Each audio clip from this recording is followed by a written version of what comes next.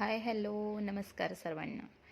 तर हे बघा, आज भरपूर काही मेनू बनवलेले आहेत आणि हा एकच दिवसाचा नाही तर गुरुवारपासूनचा व्लॉग आहे. गुरुवार शुक्रवार जसं जमेल तसं मी घेतलेला आहे.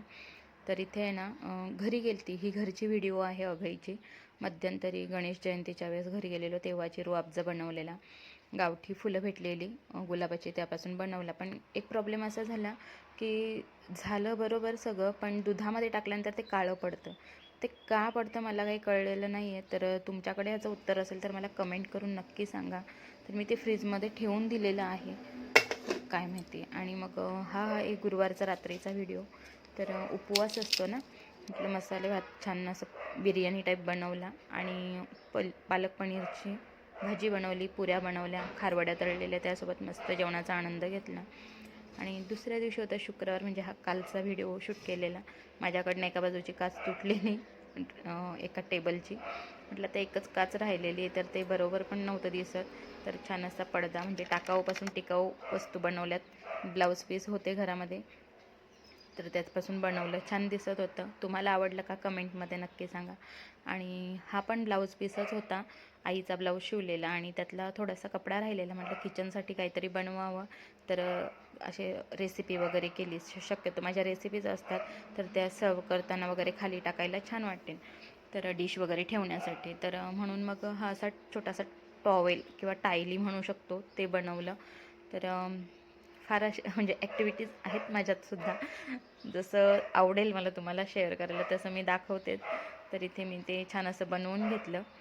आणि पाहू शकता माझी मशीनसुद्धा आहे, फार कमी बसते मी मशीनवरती, पण अशा प्रकारे बनवून घेतलं. आणि मग जेवण केलं. खूप भूक लागली, महाराजांचा नैवेद्यच घेतला, ज्वारीची भाकरी आणि काय तो श्रावणी घेवडा होता आणि खीर होती. शुक्रवार होता ना म्हणून खीर बनवलेली, मखाणे आणि शेवयांची. आणि मग संध्याकाळी जरा टेरेसवरती गेली होती.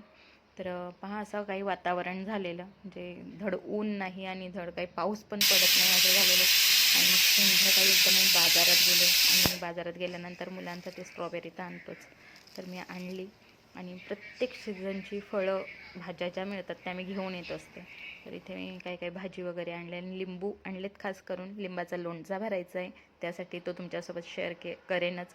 टोमॅटो बघा मस्त भेटलेत, म्हणजे भाजीपाला अगदी माझ्या मनासारखा भेटलेला.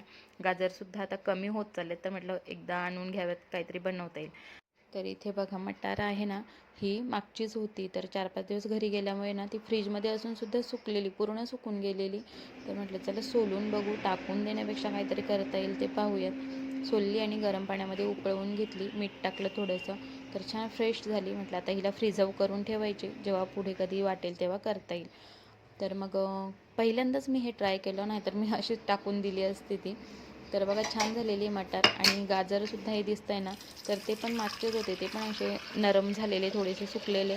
तर त्यातून काही भाग ठेवला जो चांगला होता तो, आणि मग त्याचा ज्यूस करून घेतला. आता हा ज्यूस मला 5-6 दिवस आरामात पुरून जाईल.